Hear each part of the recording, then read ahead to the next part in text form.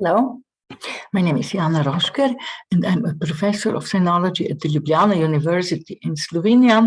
And I'm very happy to be speaking here again, although still only online, but it is better than nothing. So I will be introducing some of my views, some of my research results on the topic of the hermeneutics of self and the other. And I will be talking about the concept of self-identity and intersubjectivity, of these two concepts in Chinese philosophy. So as most of you already know, Chinese philosophy is processual in nature. So in traditional Chinese discourses, human beings are viewed as constantly changing and dynamically evolving human becomings. It is therefore better to denote us as human becomings than human beings. So this paradigm has important implications for the concept of individual identity and its self-reflection. So in such a social and ideational setting, identity is not based on essence, for it is contextual, and it is ceaselessly modified and transformed in its situational context. So in the Chinese tradition, such transformative human identity is constituted by the relationship of the human subject to their fellow human beings and by their embeddedness into the social reality in the community and society of which they are part. So I would like to emphasize again that we cannot say that there is no personal or social or cultural identity. It is only that if we, of course, define identity as a static state, an unchanging state defined by an essence, by a substance, then of course there is no identity, no personal identity, and no cultural identity. And if we use these terms in this sense, it is of course dangerous and incorrect. But if we understand identity as an unceasingly evolving concept and a contextual concept, continuously modified concepts, then it is of course still a very important notion when we are speaking about self-identification or self-understanding of a human being, human becoming. So in this sense, people can only transform themselves, they can only grow and realize their potential if and because they have this dynamic identity, if and because they can always bring it forth anew. So we cannot say there is no identity, actually. So such a transformative human identity is constituted by the relationship of the human subject to their fellow human beings and their embeddedness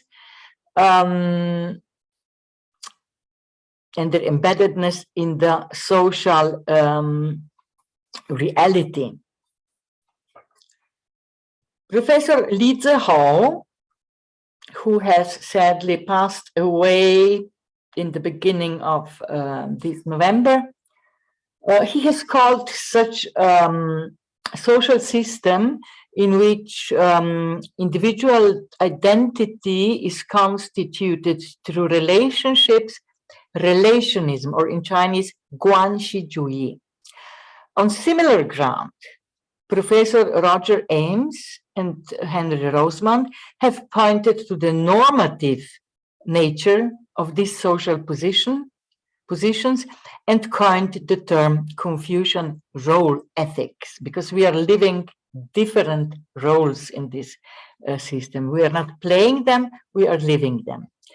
So in this lecture, I will address the question of how the human self, based on such a relational and dynamically changing identity, refers to other people or other human selves. In other words, I will talk about the concept of relational and transformative intersubjectivity in the Chinese tradition.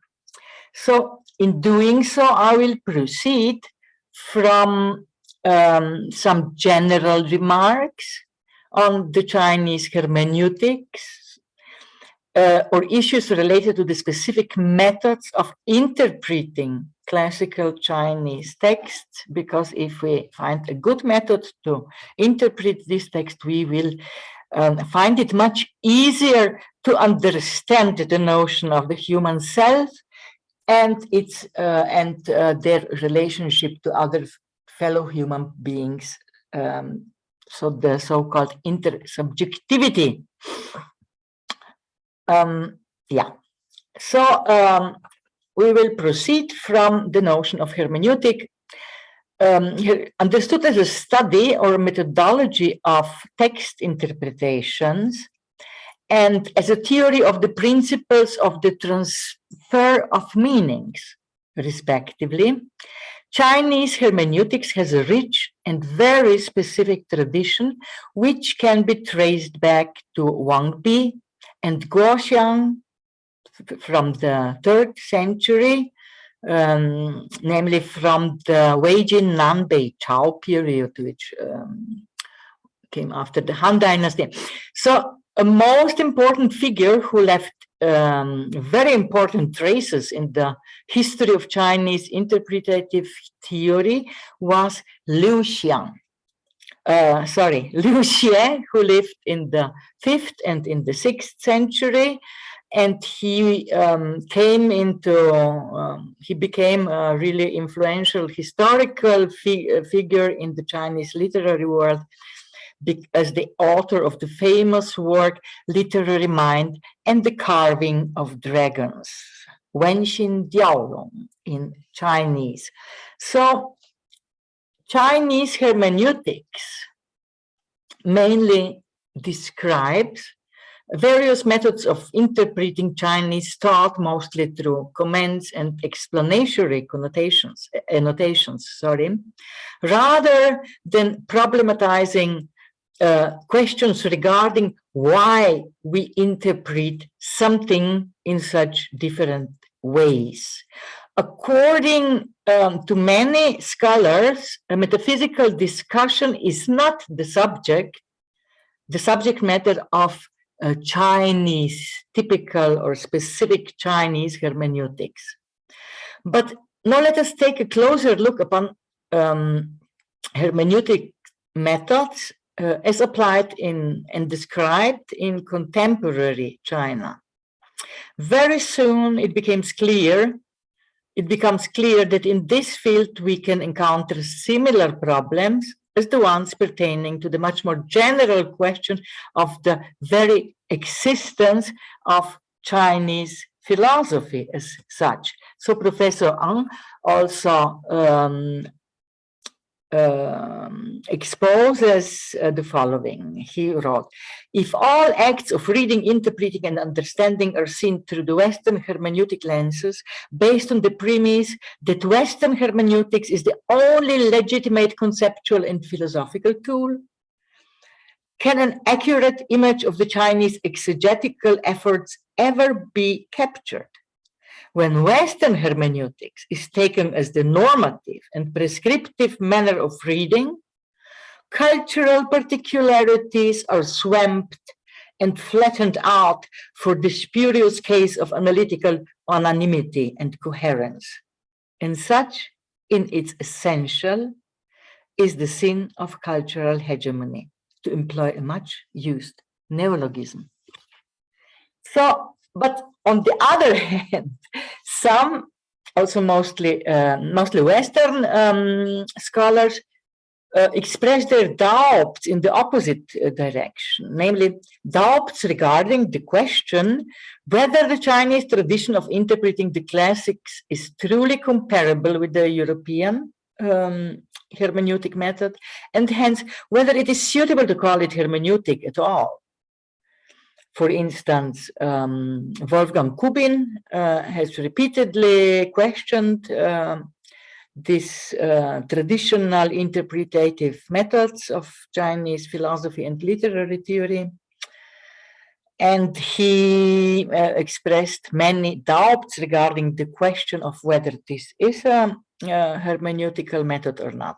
Here we have once again landed on the marshy ground on which we have to build the entire concept of Chinese philosophy. It is completely clear that Chinese ideational and intellectual tradition did not categorize its thought in accordance with strictly separated disciplines, like which means that we cannot find in this tradition systematic ideational branches of epistemology, logic, phenomenology, or precisely hermeneutics. But this, of course, does not imply that it does not include a magnificent amount of prosperous and opulent epistemological, logical, phenomenological, and hermeneutic systems or texts. Once again, we cannot but emphasize that one of the largest differences in dividing Chinese and Euro-American thought or traditions of thought might be found in their respective classifications, which are tightly, of course, connected to the entire categorical apparatus and the entire structure of methodology in Western countries or in China, respectively. Gu Mingdong also points out, a contemporary scholar, Gu Mingdong, also points out that although traditional China did not lack conceptual inquiries into reading and writing, its hermeneutic perceptions were scattered in various kinds of discourses and have never been synthesized into a clearly defined system. On the other hand, however, he also argues that the Chinese tradition has formed an implicit system of reading and writing with fascinating insights that not only predated similar ideas in the West by centuries, but also anticipated contemporary ideas of hermeneutics openness and open poetic. On this basis, Gu Mingdong has created a modern interpretative instrument based upon the concept of hermeneutic openness that proves itself as a very, very useful tool, not only in Chinese, but also in intercultural research or even in the hermeneutics of some Western texts. So here in this context, we also have to mention Zheng Zhongying's innovative theory of ontohermeneutics, according to which the Chinese interpretative paradigms are always rooted in a specific understanding of reality. In such a view, understanding is inseparably connected to being. This paradigm is tightly connected to another specific or special feature of Chinese philosophy or Chinese hermeneutics, namely in its surpassing of the subject-object division and its deep embeddedment into intersubjective understanding. Notwithstanding many problems and difficulties with which all scholars dealing with Chinese hermeneutics are necessarily confronted, one can certainly sense a quite optimistic spirit among them. And if there can be socialism with Chinese characteristics, why not hermeneutics with Chinese characteristics? So, notwithstanding the aforementioned kernels and promising seeds of different interpretative models, most scholars investigating classical Chinese thought or classical Chinese texts, still apply interpretative mechanisms derived by Western hermeneutic theories. In the first 3 decades of the after the establishment of the PR China, Chinese intellectuals were in this respect mostly dealing with the studies of Hegelian and Marxist theories, but from the 80s of the previous century on, they have yet again gained access to most of the classical works of modern Euro-American hermeneutics, including Schleiermacher, Dilthey, Heidegger, and Gadamer. And Gadamer's theory of the fusion of horizons soon gained a widespread popularity among Chinese theoreticians. Really, they were really in a wave, all falling for Gadamer. So Lauren Pfister wrote about that. Overall, it has been the influence of Gadamer that has seemed to dominate, even though more informed discussions of a relatively wider range of European hermeneutics philosophical works were already manifest in publications available during the early years of the 21st century. So Gadamer was indeed very influential in contemporary China during the last decades, and he still remains to be very influential. So as is well known, Gadamer's concept of the fusion of horizons was based on an elaborated version of Schleiermacher's notion of the hermeneutic circle, namely on the idea that one's understanding of a text as a whole is established by reference to the individual parts, and vice versa. The understanding of each individual part is being established by reference to the whole. Neither the whole text nor any individual part of the text can be understood without reference to one another, which can be illustrated by a circular model of comprehension. So according to this view, the fusion of horizons takes place between the writer and the readers, the speakers and the listeners, the artists and the observers, in the dialectical process of transferring meanings.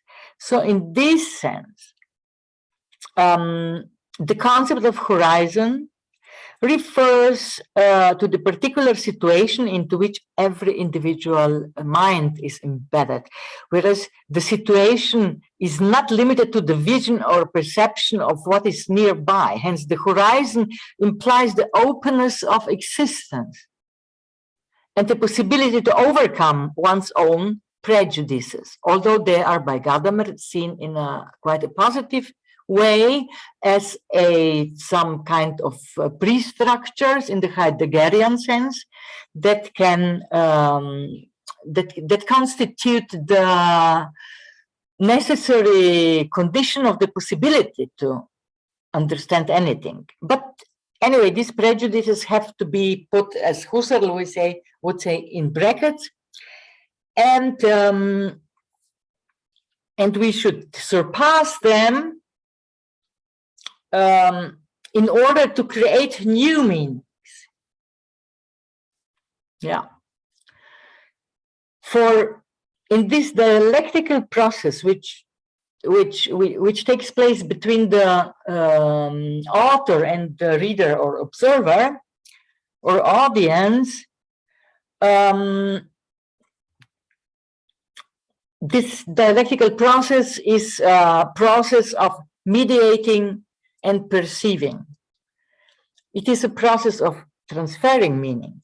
So it incorporates, in Gadamer's view, both horizons of the author and of the reader, and surpasses on the other hand, on the other hand, their individual limitations.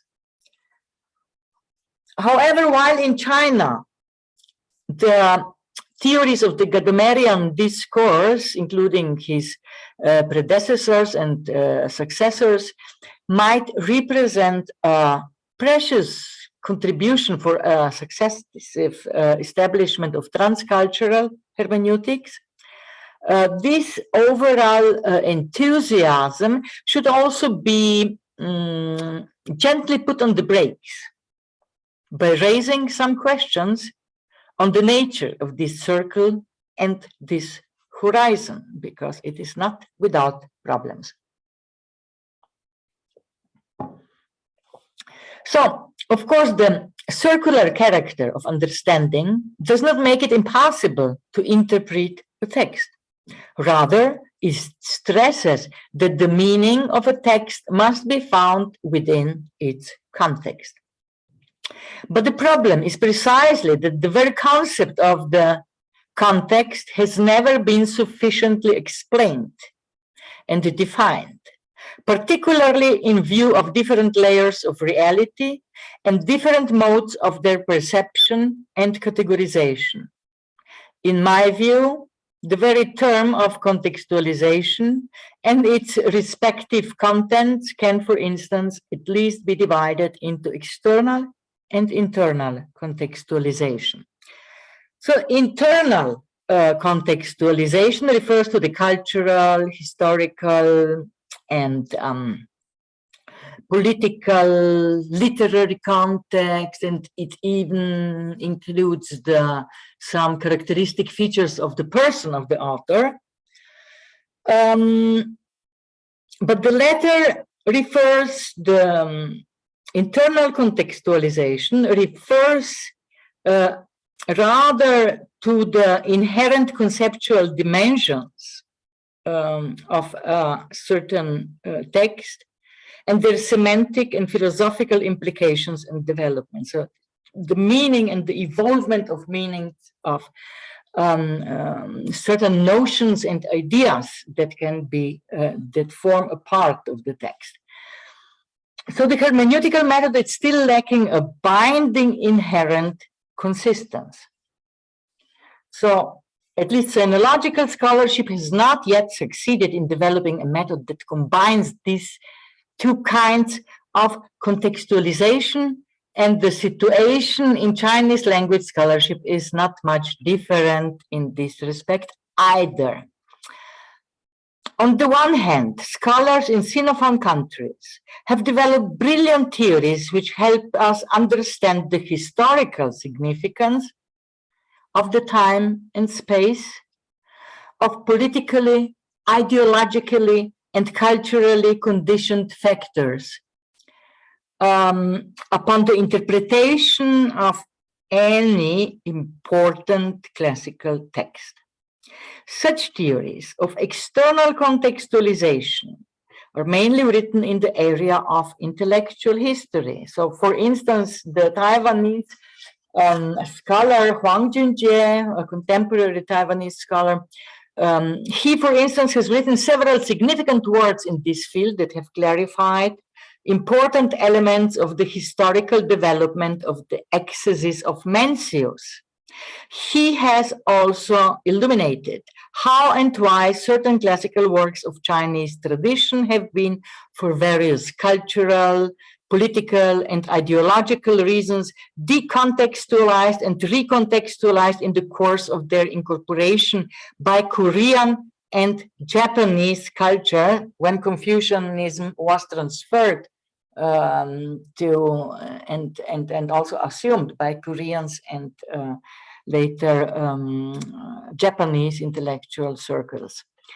But on the other hand, let us briefly return in this context to Cheng Chung-ying and his aforementioned method of onto-hermeneutics, so Banti Quan Shi Xuan. That was rooted in Gadamerian hermeneutics, but further explored and developed in terms of the Confucian worldviews. Chang believes that the traditional Chinese hermeneutics is ontological. His model is rooted in the presumption according to which the understanding of reality and truth is simultaneously the source of meaning and the driving force for seeking understanding. And the understanding, as I already said, cannot be in this context distinguished or divided from the being or from the becoming, from the existence as such. So according to Chang, no understanding or interpretation can be made without such a reference. So he is speaking here about truth and the reality and how we perceive the truth in the reality. But irrespectively of the questionable nature, in my view, of the notion of truth in the Chinese worldview, the ontohermeneutics is in general doubtless an interesting and innovative approach for the investigation of the traditional Chinese mode of exegesis. However, the problem is that we have to discuss whether in this context, what is in this context the main question of different contextualities underlying all these theoretical approaches. If we look at Huang and Chang, respectively, they were both applying hermeneutics, but they applied it in a very, very different way and also on very different grounds. The two kinds of hermeneutics they have applied, or they respectively propose, obviously refer to two very different things. As we have shown, as I have shown elsewhere, namely in my recent book on the methodology of Chinese philosophy, which is called Interpreting Chinese Philosophy, a New Methodology. The first one, Huang Junjie's hermeneutical method, is based on the external, and Zhong Ying's method is rooted in the internal contextualization. So we must know that we are speaking here of two different kinds of hermeneutic approaches. The former refers, as I already mentioned, to the cultural, historical, literary, political context of the text, and the latter to the inherent conceptual dimensions and their semantic and philosophical implications and development. So the hermeneutical method is still lacking a binding inherent consistency, not only regarding its various particular methods, but also regarding the multifarious differentiations or differentiations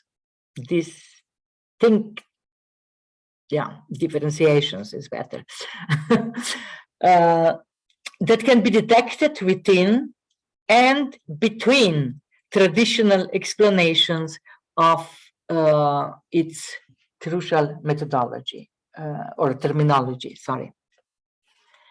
So the most tragic thing is that this is not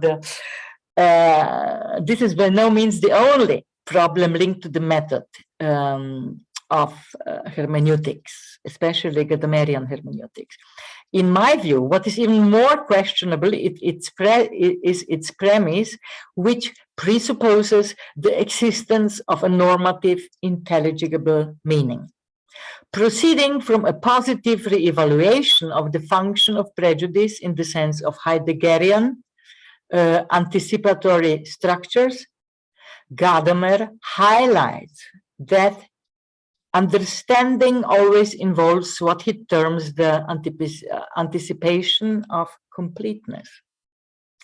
In other words, it always involves the verifiable assumption that what is to be understood constitutes something that is understandable, that is there and it is understandable. That is something that is constituted as a coherent and therefore meaningful whole.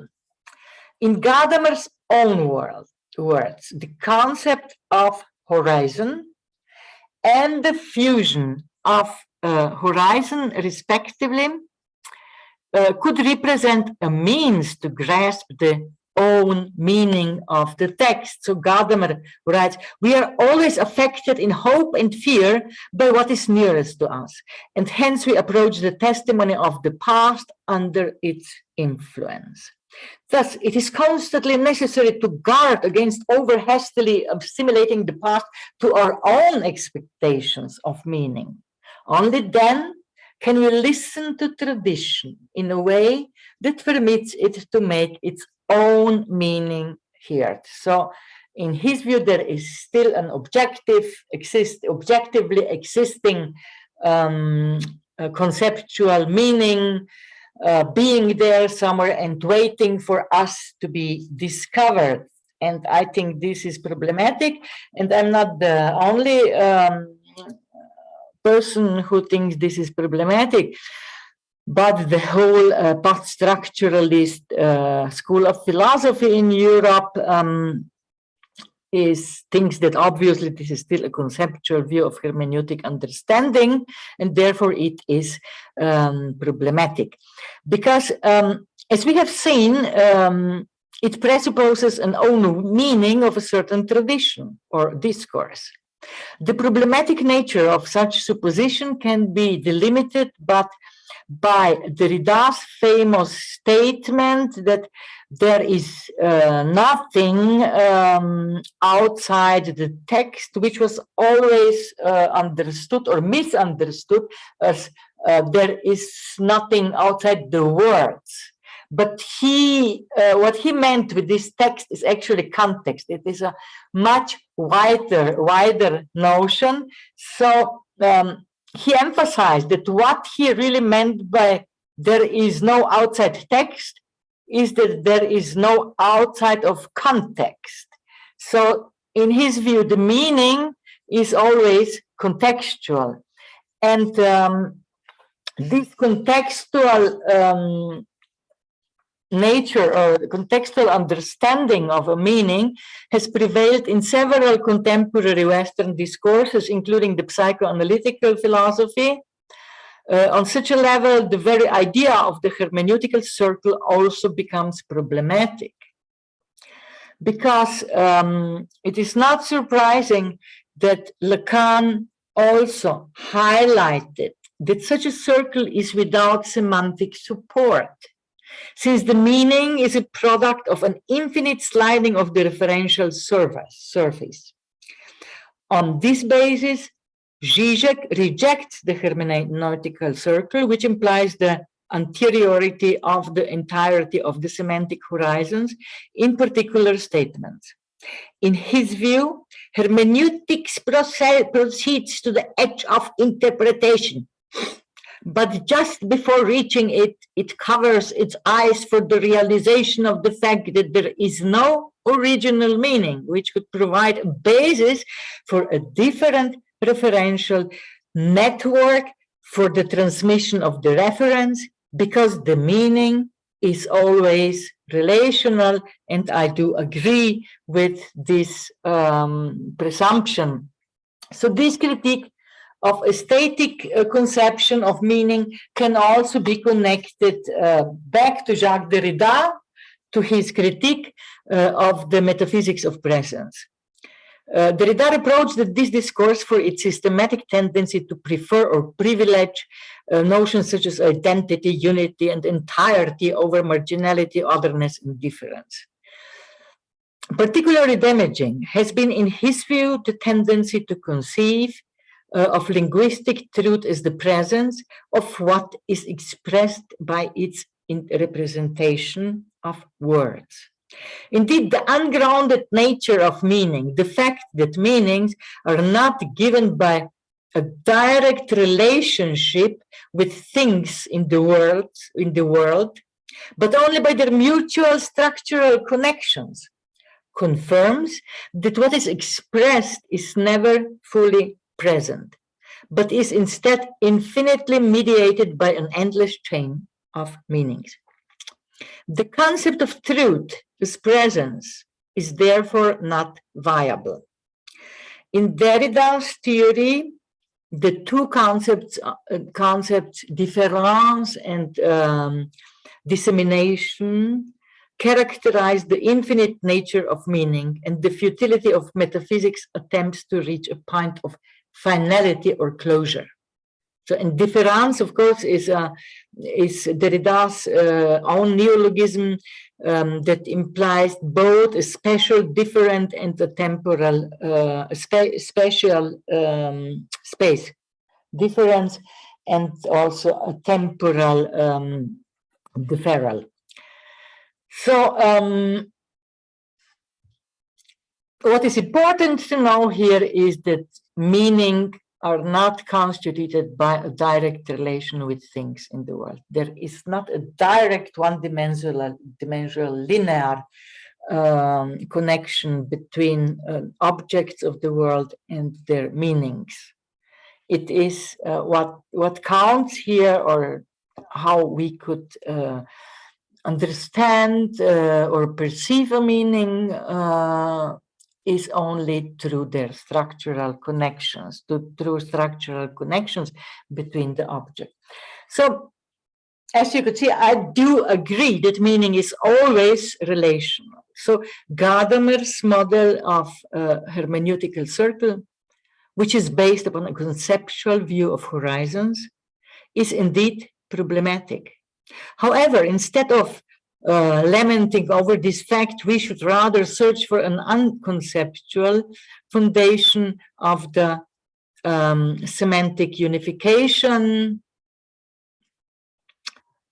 in the process of interpretation. So, in my view, Gadamer's paradigm of horizons, which is, as we have seen, still conceptual in essence and therefore problematic, should be replaced through an unconceptual paradigm, because the paradigm of fusion of these two realms, which he calls horizons of author and observer, is still a very precious paradigm, but it should be replaced through an unconceptual paradigm, such as, for instance, Jingjie. In Chinese, from the Chinese philosophy, Jingjie could be translated, is being translated as sphere, atmosphere, aesthetic realm. It has a Buddhist origin and belongs to crucial notions in traditional Chinese metaphysical and literary writings. So horizons should be, in this sense, replaced by Jingjies. But what is actually Jingjie? The most common translation is aesthetic realm. And of course, this important and typically Chinese aesthetic notion is a hermeneutical tool that can help us understand artistic and intellectual creations through the lens of the various manifestations of the human living world. So Jingjie is an aesthetic realm, but of course we cannot understand here aesthetic as a kind of cosmetic, or neither as only academic discipline which investigates the beauty, the concept of beauty, or also ugliness, but rather in a deeper and wider sense, philosophically, namely as a philosophical discipline which explores our judgments, why we evaluate something that we perceive as good or bad, or beautiful, ugly, and so on. So the Jingji sphere can only be experienced, but it cannot be fully described in concrete language, nor can it be reflected upon in purely conceptual thought. So, Jingjie, as the as in this sense, as the aesthetic realm is an union of external and internal, or unification of external and internal elements, which takes place on the level of the transformation of external formations on the one hand, and images on the one hand, into a specific spiritual or mental realm. So if we just look at this notion historically, in the beginning, in Chinese, Jingjie was a term pertaining to geopolitical discourses. So it expressed a certain realm that was limited by boundaries. It was used for mapping out the geopolitical world of ancient China. It evolved into a philosophic religious discourse of a mental or psychological territoriality after it was employed to communicate the Buddhist ideas of spiritual reality and enlightenment, in the sense of crossing to the other shore. In other words, the notion of aesthetic realm primarily pertained to the objective features of external reality. The internalization of the psychologically transmitted formations of this basic level of Jingjie, of this historical meaning of Jingjie, is linked then to the later Buddhist interpretation of its nature. The unification of external and internal elements take place on the level of transforming these outward, these external formations and images into a specific mental realm. So, and it was, of course, then also upgraded and developed further during the Neo-Confucian discourses of the Ming and Song and Ming dynasties. But for our hermeneutical issue here, it is important what happened to it in the pre-modern era, namely the notion of Jingjie became central to Wang Guowei's aesthetics, because we know Wang Guowei was the father of the modern Chinese aesthetic, and he defined the concept of Jingjie as follows. He said, the realm does not only refer to landscape or scene.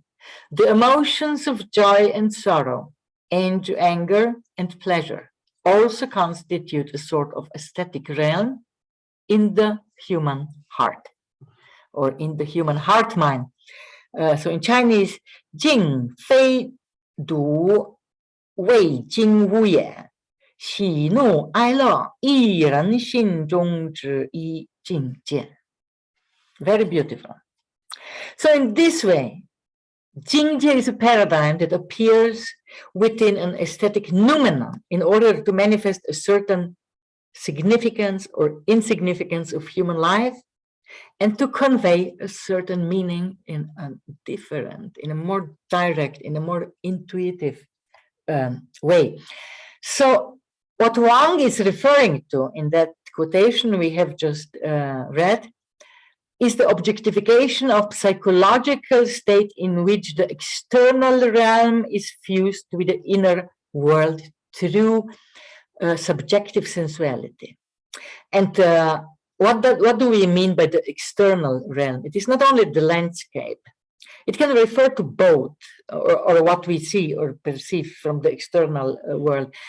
It can refer to both an objective state in present or past external reality in which the subject is embedded, but also it can refer to a subjective reflection of this outside world, or even of things that are imagined in our mind. So in this way, it appears as an aesthetic noumenon. It has a kind of a transcendent dimension. And the manifestation of meaning it conveys is therefore rooted in the experience of the transcendence of noumenal, of something that surpasses the limited, the limitations of our body or sense organs. So it is a notion that pertains to the merging of the immanent and transcendent sections of time and space within the present moment of here and now. So, in spite of the fact that Wang's theoretical framework was clearly strongly influenced by Western philosophy, especially by Schopenhauer and Nietzsche, it can still be defined as the revelation of life through the relationship between feeling and scene, and the objectified realm of the artistic subject. However, this aesthetic realm cannot be reduced to mere integration of feeling and scene, nor to the emotion, sensibility, or motivation of its authors or creators. It also implies dissolving the differences between self and the others. And it transcends the utilitarian purposiveness without having to negate the will, desire, and life itself. Therefore, it could also serve as a tool for creating subtle blends between traditional Chinese hermeneutics on the one side, and the Western philosophies of hermeneutics on the other. So Jingjie is a very useful idea in this sense, a very useful tool, because it can dissolve the difference between the self and the other, as we will see later on the examples I will bring. It transcends all utilitarian purposiveness, but without eliminating will, desire, identity, and life itself, which is actually a thing that is really difficult to achieve when we follow the hermeneutic approaches of the so-called Western philosophy. So the aesthetic realm,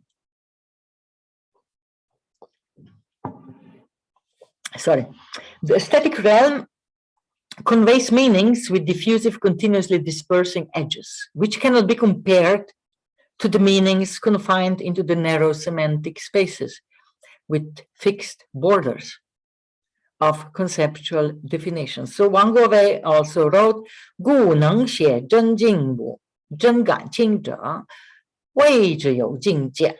So he defined Jingjie, the aesthetic realm, in the following way. Hence, if a text captures in words a real scene or a real emotion, it can be said to convey an aesthetic realm. So this is not only true for poetry, painting, or other works of art, because Jingjie possesses, as we have seen, a transcendent, a noumenal dimension. It can also be discovered in numerous, but certainly not all, philosophical works. They also contain insights which convey a philosophical idea, not only through conceptual phrases, but rather through that which is engraved between the lines, creating a certain atmosphere consisting of images, associations, sensations, and emotions, experienced and expressed by their author on the one, and perceived and re-experienced by the readers, by the audience. So Li Zihao, for instance, has precisely through the realm of inner experience linked philosophy to literature or poetry, and he doesn't stand completely alone with that. We all know that, especially in the field of continental philosophy, in Western philosophy,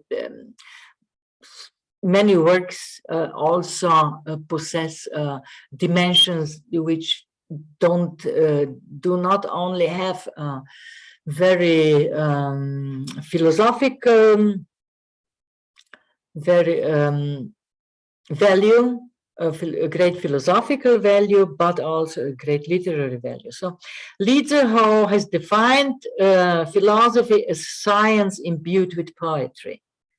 A science, he said, it offers us a systematic way of exploring and comprehending reality. As poetry, it walks with us through the opaque jungle of our life on a long and intimate journey that not only offers us beauty and pleasure, but also forces us to confront fear and melancholy. Philosophy can be a way of life that is rational and artistic at the same time. It not only urges us to search for an answers to eternal questions of being, but also unceasingly raise new ones. It does not remain limited to discovering the world, but also allows for its ongoing creative change. Jingjie, or aesthetic realm, might be one of the most typical hermeneutic paraphernalia of philosophy that was created in China. Because it seems that precisely here, this affinity and subtle closeness between the philosophical depths of rationality and sensitivity come to life and find their untroubled home, even when it comes to fundamental existential concerns. So Jingjie, I would also like to point out, to a certain extent or in certain aspects, Jingjie, the aesthetic realm, can also be compared to Heidegger's understanding of Stimmungs, moods or attunements, which for him reveal the being of Dasein. For according to him, Dasein is always in an attunement. The world is discovered in a mood, in a Stimmung, always. It is a very basis on which we can establish our being in the world. In other words, moods establish how we feel ourselves in the world. Similar to Heidegger's moods, aesthetic realms or Jingjies represent a presubjective and pre-objective sense of being in the world. So it is completely clear that Jingjie is not a conceptual paradigm, but one that can at the most be grasped through situational and contextual approaches. Hence, like Chinese language and Chinese philosophy, interpretations through aesthetic realms are always linked to context as much as to concrete experiences.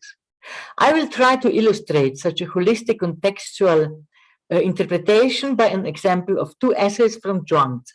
For this purpose, let us first take a closer look to Zhuangzi's famous essay about the seabird. So I think most of you probably know it, but for those of you who don't, I will shortly explain what is it about.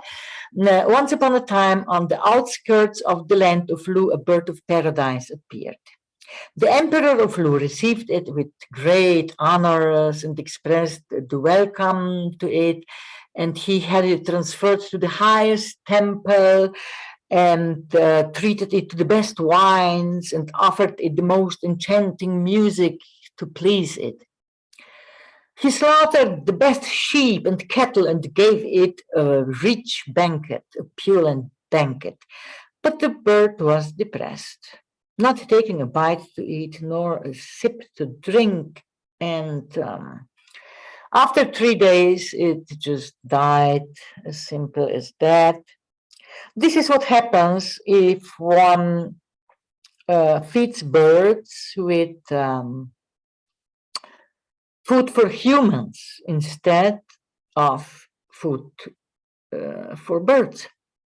Those who know birds should receive food suitable for them. would have let the bird fly into deep woods. They would let her to rest on the trees. They would have let it fly above ground and soar above rivers. They would have let it hunt for its own food and feast on the small fish that it likes. It would have followed its flock and stopped and rested whatever it pleased. It would have freedom.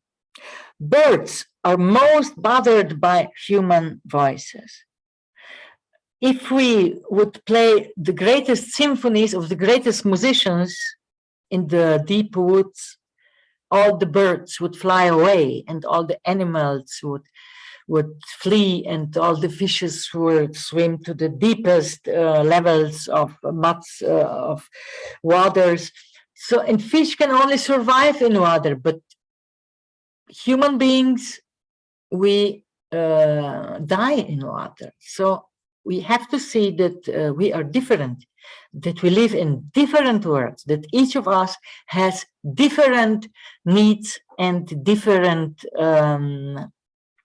fears and different desires. So, and if this King of Lu would understood that, if he could in some sense dwell himself into the Jingjie, into the aesthetic realm of this bird, the situation would end in a less destructive way, that's for sure. So we must be aware of the fact that we are parts of different worlds, living in different realities, and we have to respect this diversity that defines us as human beings or human becomings. So that which is not a bird cannot simply judge on its own and conclude that what is best for them is best for birds. This is a Taoist critique of the golden rule advocated by the Confucians, which finds its most famous expression in the advice not to impose on others what you would not wish done to yourself. We must be aware of the fact that we are parts of different worlds, and again, that we live in different realities, and therefore the world is diverse, and that is good, actually.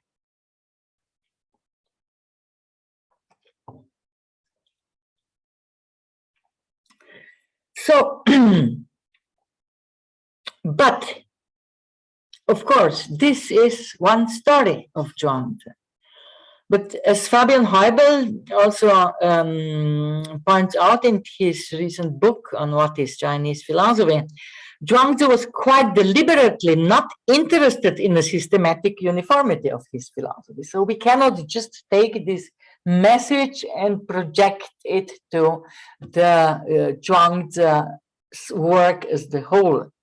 Also, Francois Billeter also says that an overly coherent discourse would have seemed suspicious to him, for he was primarily interested in the aporias of thought, the paradoxes and discontinuities that we encounter in the course of our experience of self and the world. So he was not disinterested in coherent discourse. He still wanted coherent discourse, but not in this logically systematic way. Like, because I'm not a bird, I cannot inherently know the likes and dislikes of birds. This is what this story says. But we cannot project this message to the Zhuangzi as a whole book, because it is merely an assumption of Zhuangzi's method of perception and communication. It is not by any stretch a system of logical systematization. Such preferences are typical of his friend Huisha,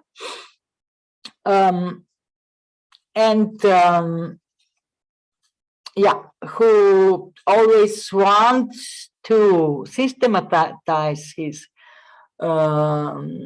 Zhuangzi's certain quotations or his opinions in certain situation, and he wants to generalize it. Like, for instance, we could say, because if we would translate this main message of the bird of the seabird, of the story of the seabird, to the form of a three-parted inference, it would look like that. It could look like that. The first premise says humans cannot know birds. Then the second premise says Zhuangzi is human. So the conclusion is Zhuangzi cannot know birds. So if human beings cannot know birds because they are not birds, should it not also be true that they cannot know fish because they are not fish? So the second inference should also apply. The first premise says humans cannot know fish. The second one says Zhuangzi is human, so the conclusion is Zhuangzi cannot know fish. So these two inferences have a completely identical form, and they both are valid in the terms of the tenets of the formal logic. But Zhuangzi is not he is not so sure that this is all that simple. So let us first listen to another story of him from the Autumn Water section in Zhuangzi's external chapters, and this is the famous lovely story about the happy fish, which also I believe most of you know. But for those who doesn't, I will shortly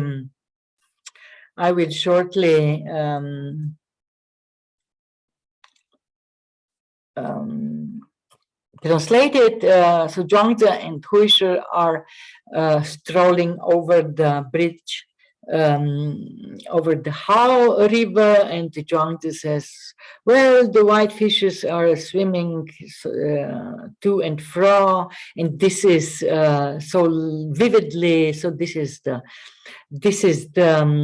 joy of the fish. But then Huisher says, but you are not fish, so how can you know what is the joy of fish? Zhuangzi then says, but you are not me. So how can you know that I do not know what is the joy of fish? And Huisher says, I am not you, therefore I cannot understand you, but you are also not a fish, and therefore you cannot understand fish.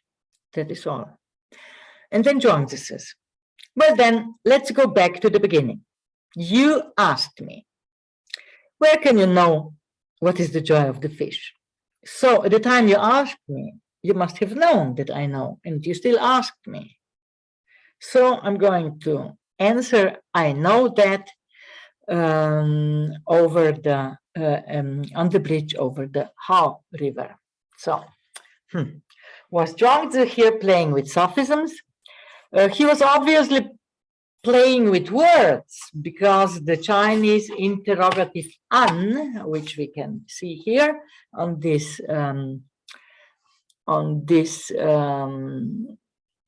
slide, can refer to time, space, or manner. It can thus mean what, how, when, or where. And if we translate Huisher's questions by translating this an in the latter manner, Zhuangzi has provided a completely correct answer. So if we translate the sentence "于知了" with where do you know what is the joy of fish, then of course Zhuangzi's reply was completely correct. But if we take into account the context of traditional China at the time in which he lived, Zhuangzi, or when this work was or is supposed to have been created, we will readily think that Zhuangzi truly wanted to say something more meaningful with this anecdote and to impart a real message. So, but of course, this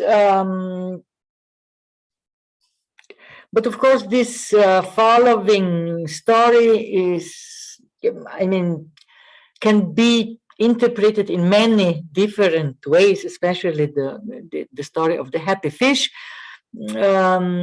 It has countless different interpretations, and throughout the history there have been really a real flute of different interpretation of this charming story. So the most recent one can be enjoyed in the collection Zhuangzi and the Happy Fish, edited by Roger Ames and Takahiro Nakajima, and it includes many different interpretations, from the analytical one to hermeneutics one to metaphysical ones, and very different indeed.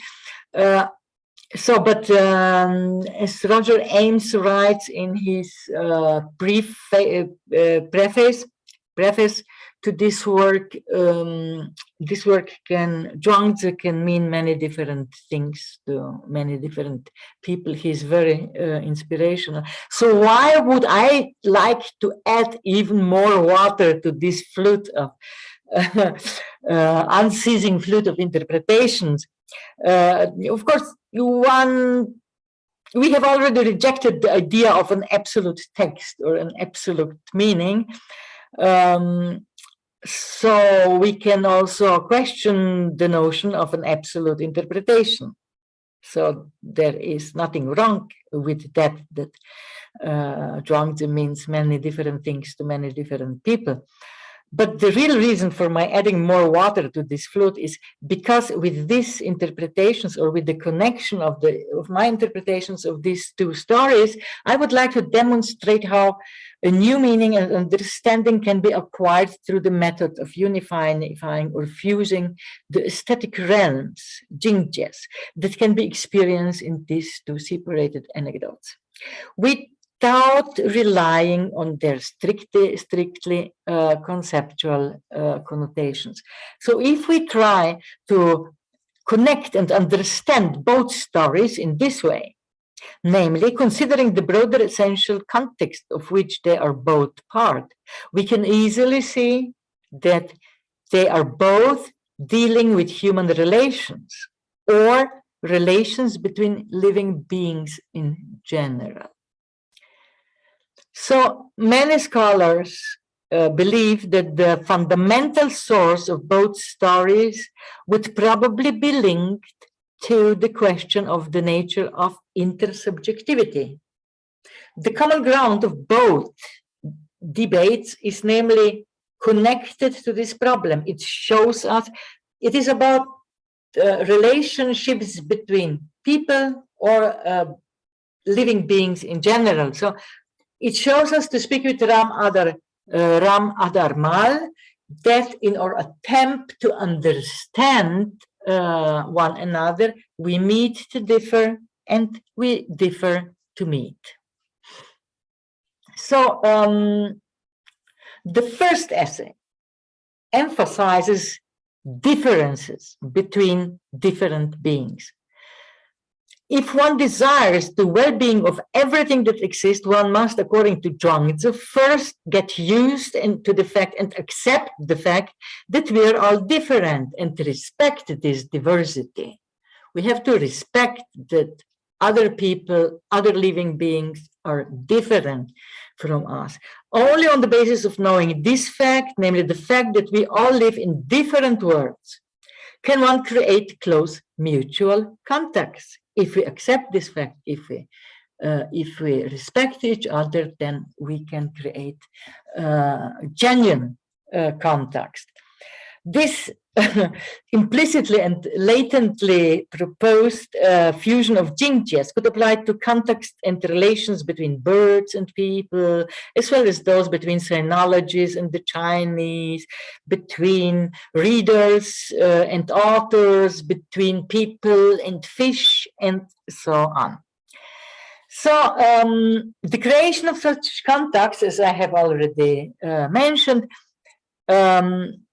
and communication proves again that we all live in a single unified world. So it is first important to see that we are all separated, that each of us lives in a separate world, or worlds, the worlds in which we live are different.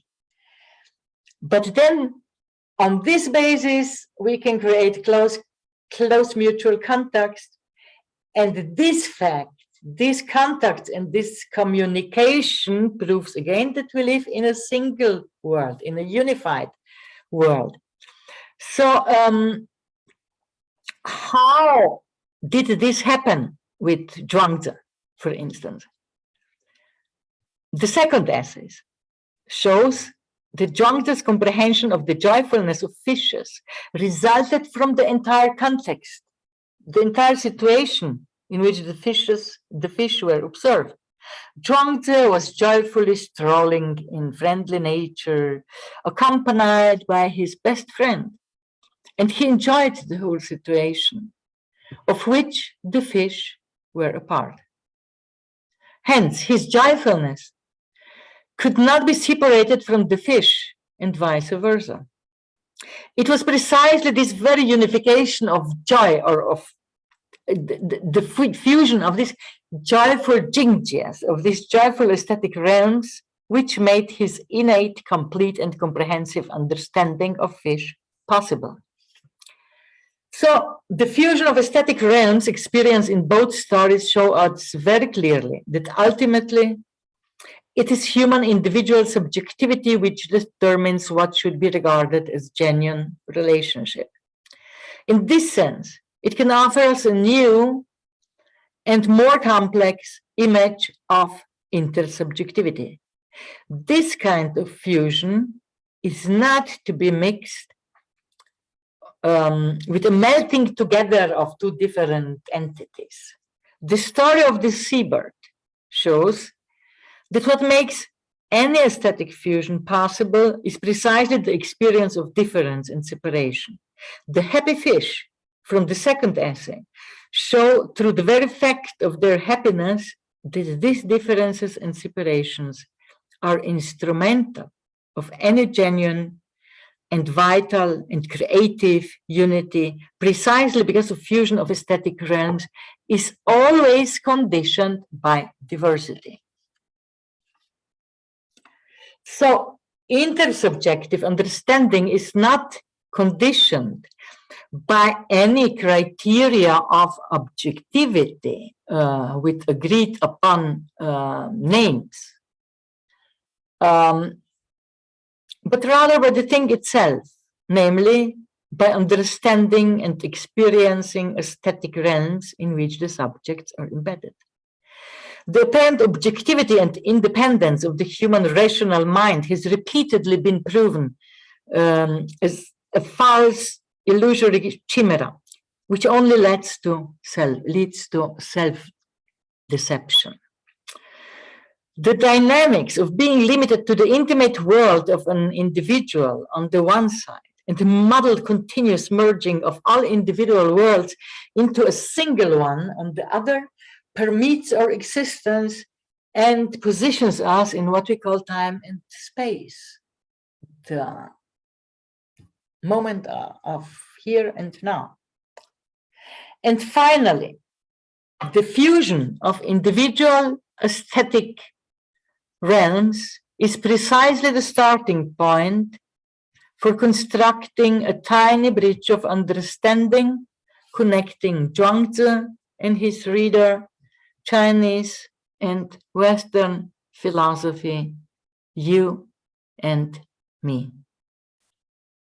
So with this connection, I would like to thank you for your patient listening and to conclude my lecture. So the floor is yours for any questions. Thank you very much.